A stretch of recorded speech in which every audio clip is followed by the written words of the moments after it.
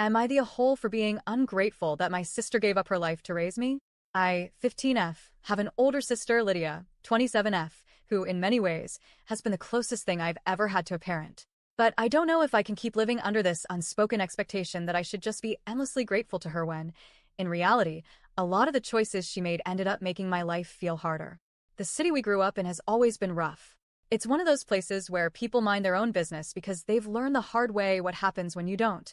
Violence and crime weren't rare occurrences here. They were just part of daily life. And my parents? They were the type who got swept up in it. They weren't monsters, but they weren't stable either. They'd get involved in petty crimes, disappear for days or weeks, and eventually one day, they just stopped coming back altogether. I don't have many memories of them. Most of what I know about them comes from Lydia, and even she doesn't like talking about them much. What I do remember is crying for my mom when I was a toddler, asking when she'd come back, and Lydia sitting beside me, trying to comfort me even though she was just a kid herself.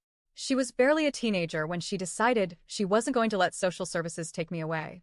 She told me later that she couldn't stand the thought of us being separated, me getting placed with strangers while she was shuffled through foster homes.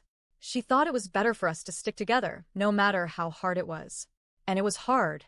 We lived in constant survival mode. Lydia had no stable income back then, so she relied on odd jobs, babysitting, cleaning, running errands for neighbors, anything that could bring in a few dollars.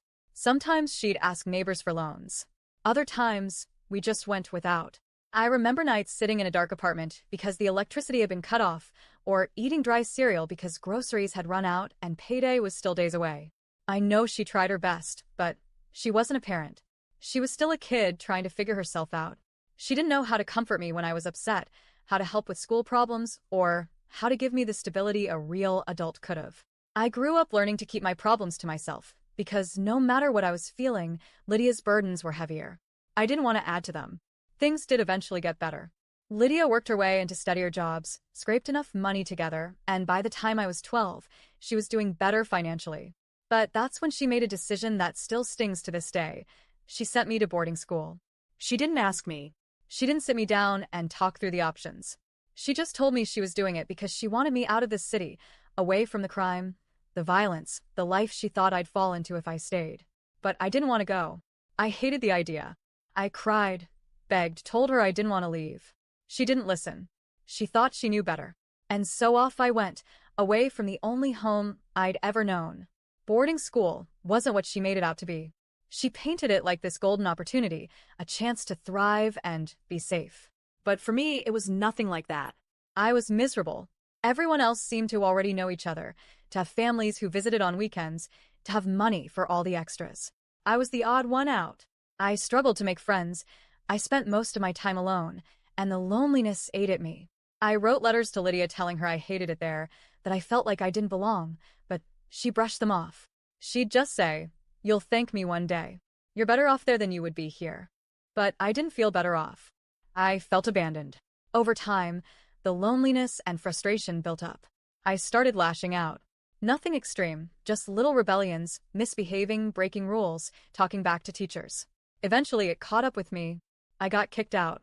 Now, all I want is to come home. I want to go to a public school, live at home with Lydia, and finally feel like I belong somewhere. But Lydia doesn't see it that way. Instead, she's already planning to send me off to another boarding school. She refuses to even consider me coming back home.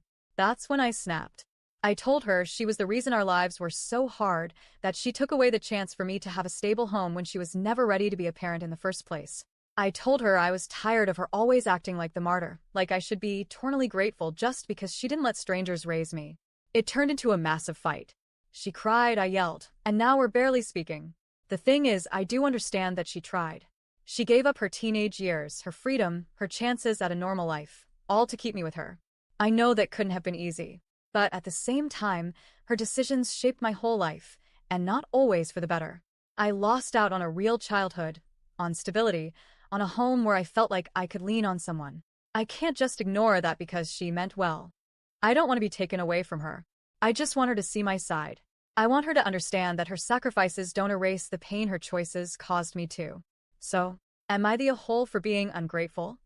Or am I just finally standing up for myself and admitting that good intentions don't always make someone the perfect parent?